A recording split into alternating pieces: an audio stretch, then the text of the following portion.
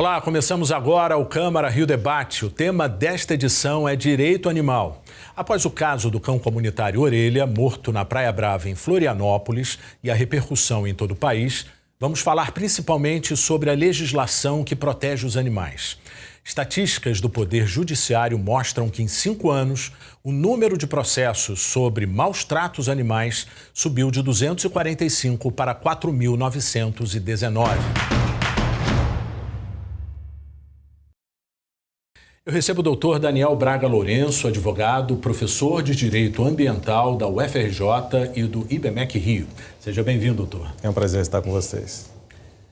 Também aqui com a gente o doutor Reinaldo Veloso, biólogo, advogado e presidente da Comissão de Proteção e Direitos dos Animais da OAB. Seja bem-vindo. Muito obrigado, mais uma vez.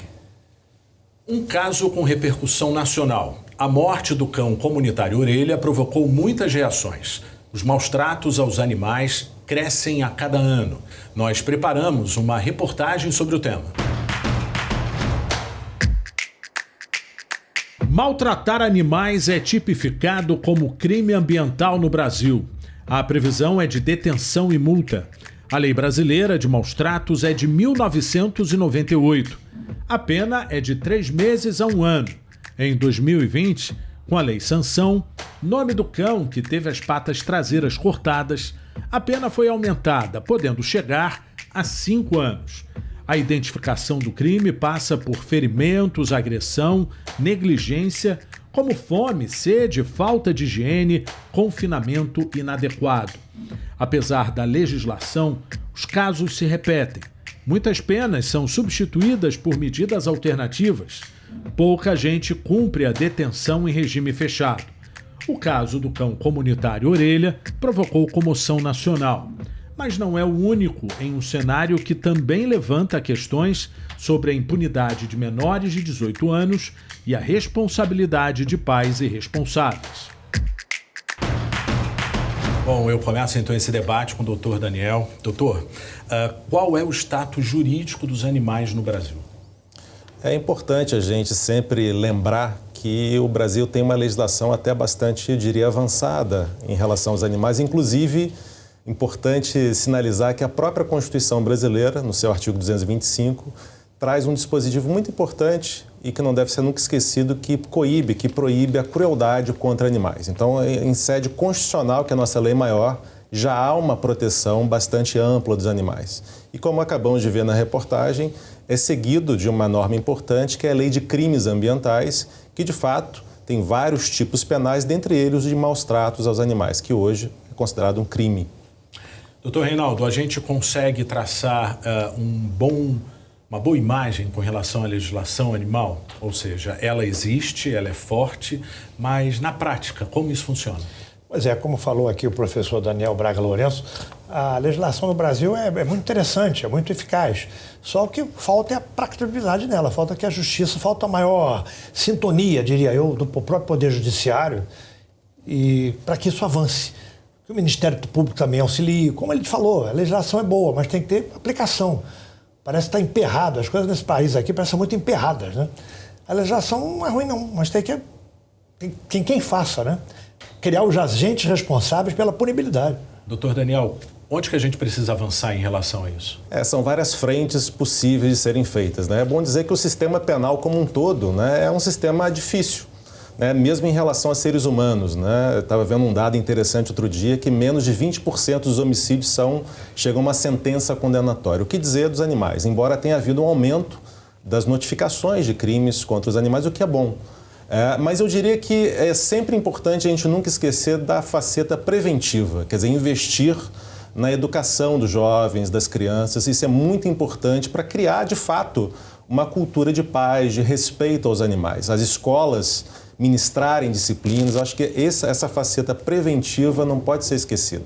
Doutor Reinaldo, como que a gente consegue traçar uma legislação mais protetiva em relação aos animais? Ou seja, na sua avaliação, de que forma que a gente conseguiria ter pontos positivos daqui para frente, já que a gente vem repetindo casos polêmicos, casos assustadores em relação à violência animal? O que falta no Brasil, na verdade, é um projeto de políticas públicas para os animais. que além da castração e da vacinação, todo mundo pede castração, pede vacinação, contemple também a conscientização e a educação. A conscientização para os adultos, nos clubes de serviço, nos clubes sociais. E educação, como o professor falou aqui, é preciso criar no cidadão de amanhã o amor e o respeito aos animais. É preciso uma política séria, que lá do antigo primário, primeiro grau, você comece a conscientizar a garotada de que o animal está conosco aqui nessa breve caminhada terrena. Se assim não for, não adianta só querer perpetuar a lei. Você tem que ter um padrão, você tem que ter tem que fazer parte da política do país isso.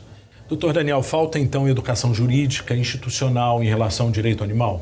Isso, o direito animal já vem ganhando uma legitimidade que há 20 anos atrás não tinha, né? Hoje a gente já fala em direito dos animais, muitos estados, inclusive, possuem leis garantindo direitos aos animais, mas, de fato, não basta o direito só dizer isso, né? O direito depende de um avanço da própria sociedade. E o que a gente percebe, e o caso da orelha é muito exemplificativo disso, é que a sociedade tem incorporado esse valor. Quer dizer, incomoda, causa constrangimento, causa sofrimento nas próprias pessoas perceberem que não há um respeito mínimo aos animais. Quando que o senhor percebeu que mudou essa chave? Ou seja, o senhor que é um especialista com larga experiência em relação a isso. A gente tinha uma visão com relação aos animais fora de casa. Hoje eles estão dentro de casa e com muito mais proteção e com pessoas muito mais atentas, né? Uhum. A gente passou por calamidades em relação ao sul, onde imagens assustadoras com relação àquele cavalo que ficou em cima de um telhado, então causa comoção. Mas a gente fica, na sua avaliação, na mão dessa comoção popular, mas quando chega para punir uma pessoa que faz esse mal, a gente acaba não chegando na forma ideal? A lei de crimes ambientais, que dentro dela tem o crime de maus tratos, ela é muito caracterizada por ter penas brandas, de modo geral, não só em relação aos animais, né? Inclusive, tem lá um dispositivo que diz que quando a pena for igual ou menor do que 4 anos... deve haver obrigatoriamente a substituição por penas restritivas de direitos e não privativas de liberdade. Então, em certo sentido, há uma certa sensação pública do público de que as pessoas nunca serão de fato punidas. Mas faz parte dessa mentalidade da lei ambiental não priorizar propriamente a sanção clássica, que é a sanção privativa de liberdade. Talvez isso possa ser repensado, especialmente para os crimes ambientais com violência, como é o caso do tema de hoje, dos animais.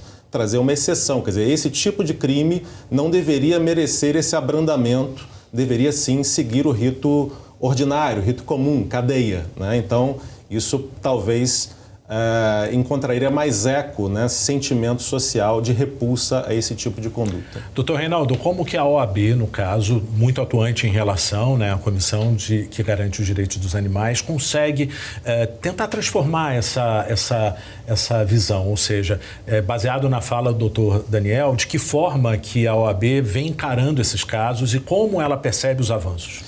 Nós temos um trabalho grande lá, com a nossa subcoordenação de eventos, em que a gente procura promover exatamente o que está sendo discutido aqui, que é a educação, através de eventos, através de congraçamento com várias instituições, como o próprio Conselho Regional de Medicina Veterinária, Conselho Regional de Biologia, para poder chegar na sociedade e passar essa ideia. É fundamental hoje um investimento muito grande na educação e na conscientização, senão você trava a legislação. Qual a análise que o senhor tem, por exemplo, do aumento nos últimos 5 anos em relação aos processos que chegam na justiça? Ou seja, isso reflete uma consciência da sociedade na sua avaliação? Isso reflete um posicionamento global? A gente segue uma tendência e isso é o que vai acontecer daqui para frente? Como que a gente consegue pegar carona nesse bom exemplo, né? Já que a gente saiu de 200 e poucos casos para 4.000? Ou seja, a população está mais atenta em relação a isso? Ela cobra mais? Está mais atento. Nós tivemos, inclusive, a oportunidade de, há uns anos atrás, promovemos um curso de Direito dos Animais para a própria Polícia Civil, para que aquela pessoa que atende na Polícia Civil dê a mesma atenção até para a protetora, não só para os advogados, mas também para uma protetora que for lá fazer uma queixa. Então, e é fundamental, se você não esclarece a sociedade, você não consegue avançar. Agora, a tendência está melhorando. Você tem mais gente reclamando, mais gente buscando direitos. Nós vamos, por exemplo, agora lá na OAB, nós vamos lançar um curso de capacitação em direito animal, que o professor Daniel até vai participar, e nós vamos, num primeiro momento, vai ser para advogados, mas depois vai ser para toda a sociedade. Nós vamos tentar dar um avanço. E o que aconteceu com o cão-orelha, em Santa Catarina, não tem nenhuma dúvida, foi a maior repercussão, talvez que já tenha acontecido no Brasil. Ela vai dar um outro norte nisso, pelos animais. Perfeito. Bom, vamos para um breve intervalo e voltamos já.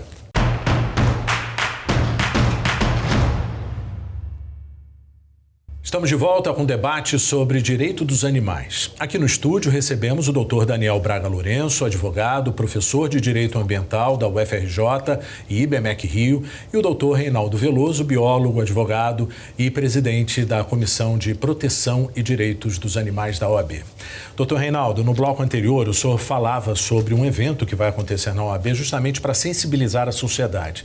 Eu queria que o senhor traçasse com a gente os conceitos básicos com relação ao bem-estar animal, que muitas vezes a sociedade acaba não tendo detalhes importantes e exemplificar isso para a gente. O senhor poderia explicar? Eu costumo resumir isso numa frase só.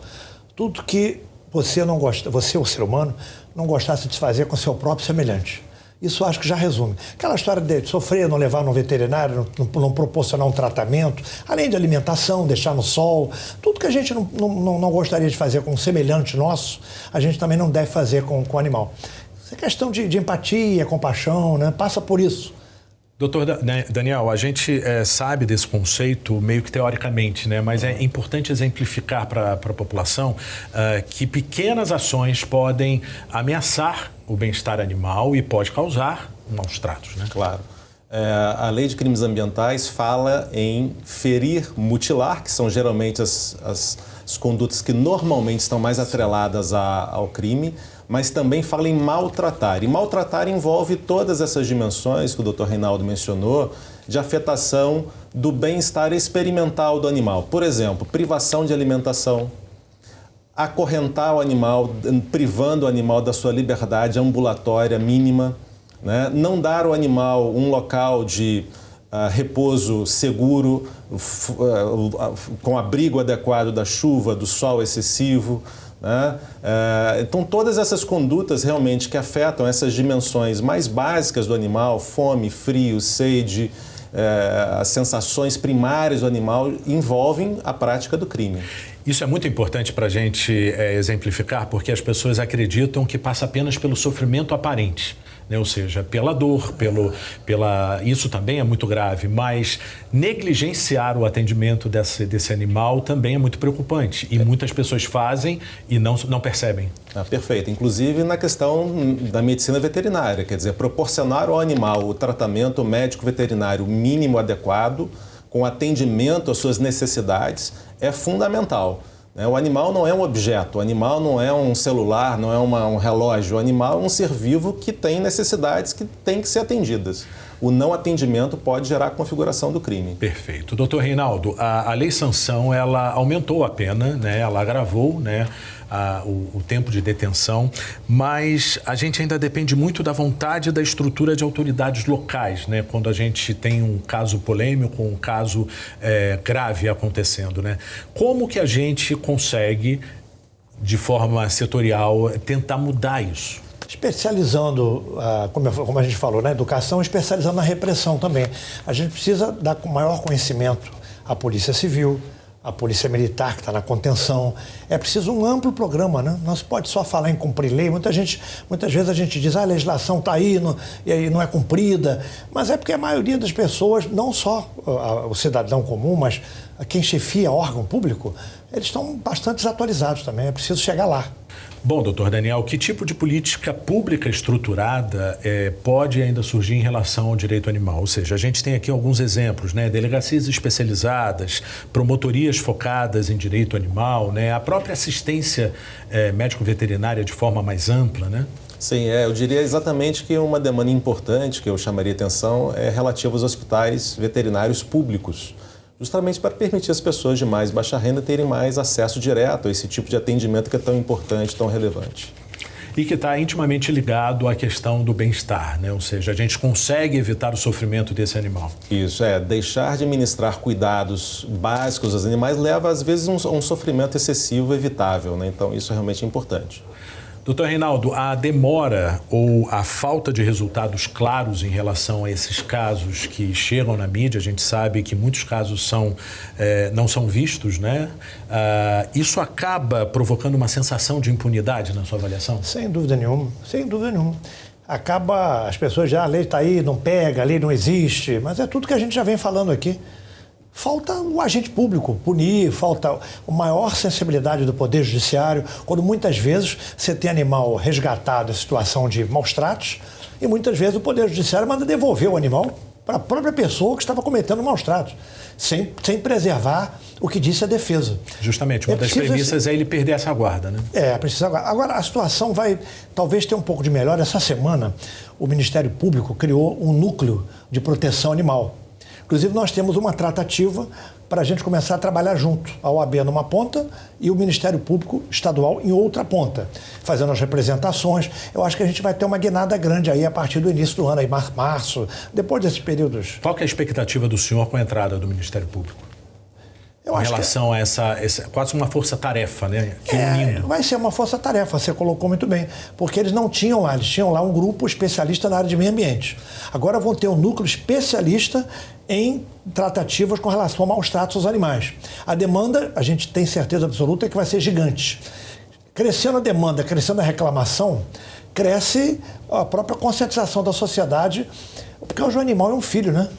Hoje o animal, tem muita gente aí não querendo ter mais um filho, quer ter um animal, quer ter um gato, quer ter um cachorro em casa. Então, hoje o tratamento pelo veterinário é mais exigido, a polícia vai ser mais exigida, e agora com a entrada do MP nesse núcleo de defesa animal, eu não tenho nenhuma dúvida não que a gente vai dar uma avançada boa. Bom, infelizmente o nosso debate chegou ao fim, mas a gente gostaria de uma conclusão de vocês, né? Começando com o Daniel, uma frase, um pensamento, algo que você diga rapidamente para o nosso público para tentar mudar essa realidade que é tão triste. Eu penso que o mais importante é a sensibilidade, é mexer com a emoção das pessoas. As pessoas realmente perceberem que os animais são outros, que necessitam de um olhar cuidadoso, com compaixão, com respeito, com amor. Acho que esse é o ponto de partida de qualquer sociedade que queira realmente, inclusive, olhar o próprio ser humano com um olhar mais também compassivo, cuidadoso, né? A vulnerabilidade está em todo lugar, está no humano, está no não humano, então essa questão dos animais é uma questão muito importante. Perfeito. Doutor Reinaldo, uma conclusão sua, como que essa sociedade avança? Acho que, em primeiro lugar, a sociedade tem que entender que esses nossos animais, né, que estão por aí, são nossos companheiros de caminhada, nesse plano terreno e de uma vida muito rápida, né?